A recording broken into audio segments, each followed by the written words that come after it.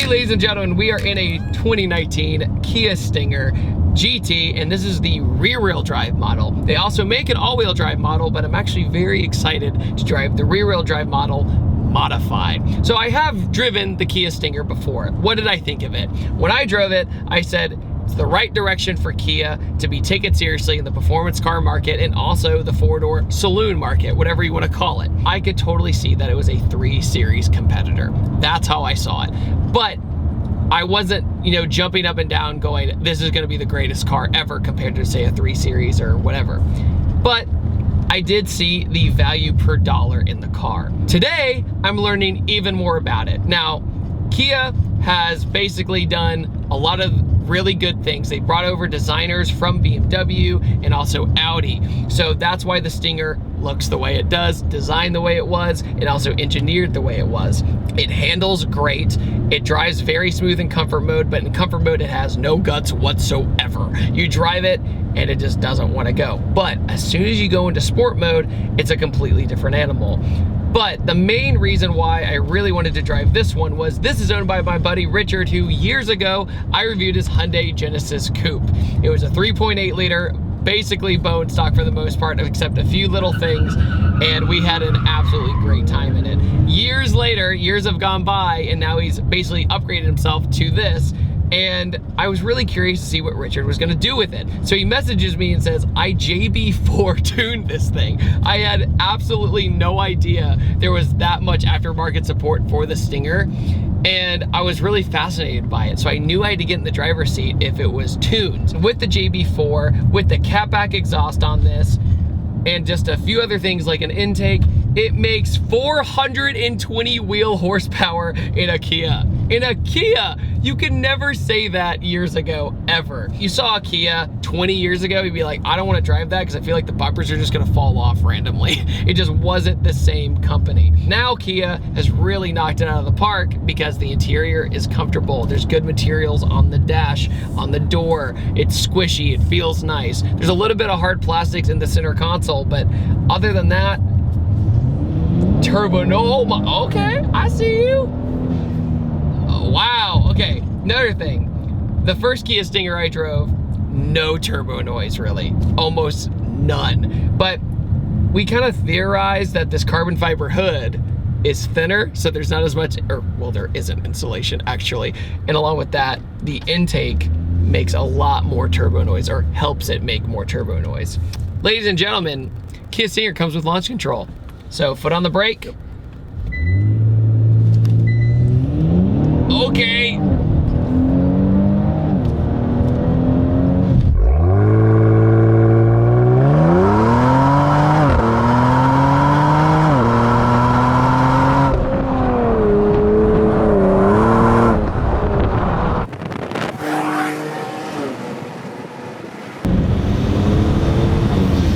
Dude, I am like, okay, so what's really nice about the stability control slash, let's say, traction control in this car is that it doesn't quite literally overthink itself. The reason I say that is go back to the Hyundai Genesis Coupe. If you got on that car and you had everything on, it would buck at you. It's like, no, you're not allowed to have fun. And then it would get more dangerous because you would start understeering into a tree.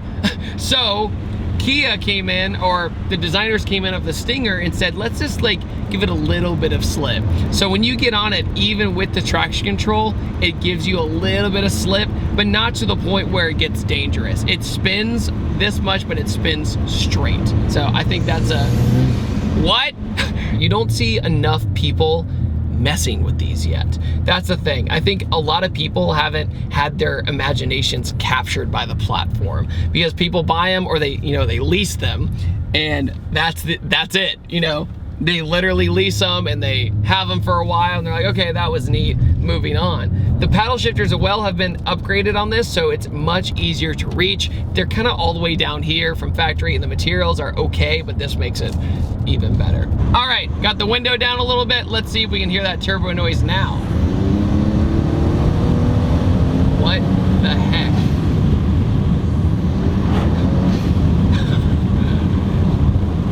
That's weird. Another other thing is that it cruises over bumps like a BMW. Like, it cruises right over it. It doesn't get upset at anything because it has an independent rear suspension. It has a good weight distribution.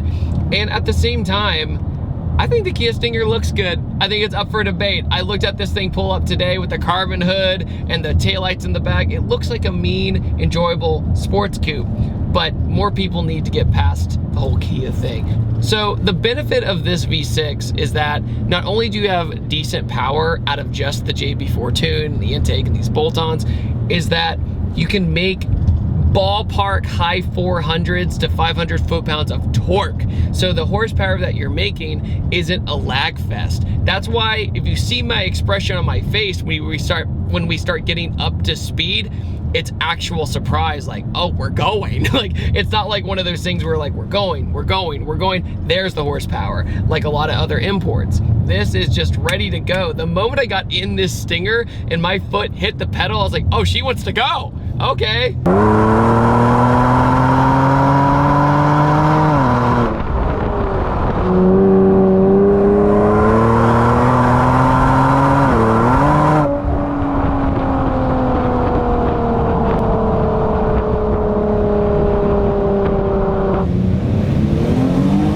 I just spun. That was cool. Another thing that I've noticed is the steering wheel, because the steering wheel is, let's just say there's some Audi influence sprinkled in, because when I'm holding this wheel, the first thing I think of is driving, say, an Audi RS3 or an Audi RS7, like really expensive, nice cars. But the materials on the edge of the steering wheel where it really matters, 9 and 3, it feels secure. When you're driving this car on a back road, you feel secure. It doesn't feel like, I don't like this, but it's also a flat bottom. Who else makes flat bottoms? The VW group. What is this car? I don't understand. Like, this shouldn't be this cheap. Like, that's what I'm saying. Like, the more I drive this thing and I see the price point, I feel literally bad for Kia because they're having trouble getting rid of these things. Like, you can lease these for insanely cheap. And the fact that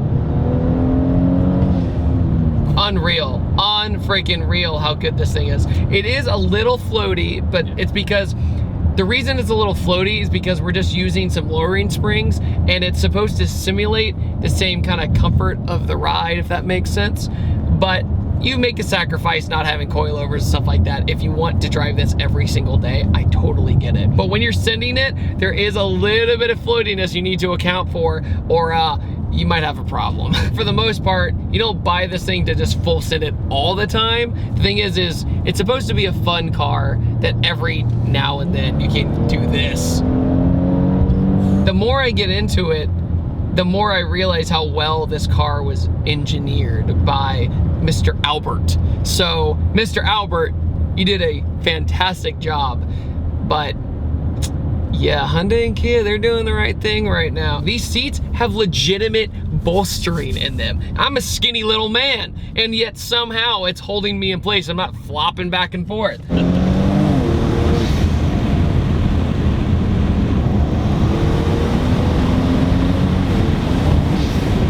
8-speed transmission is silent.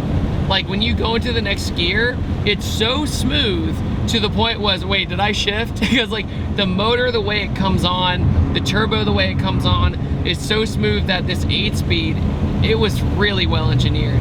But it doesn't, if you're expecting, like we said before, it's a GT car, right? So if you're expecting this thunk in between gears to give you that kind of quote unquote visceral feeling, this doesn't have it. But I'm not saying that's a negative. I'm saying you can drive this every day. It's not like gonna vintage or you're like, my back hurts, right? And blow off out.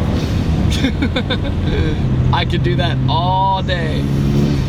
That's a stock turbo. Like, at first when I heard how much power this thing made, I was like, oh yeah, he probably did like a pure turbo upgrade or just something along those lines, right? Or so, you know how some people take like turbos, they bore them out, they make them better. Nope, these are completely factory.